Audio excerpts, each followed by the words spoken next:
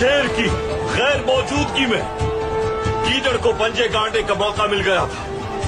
सब जानने के बुज़दिलों का राज तब तक होता है जब तक बहादुरों की वापसी न हो जाए।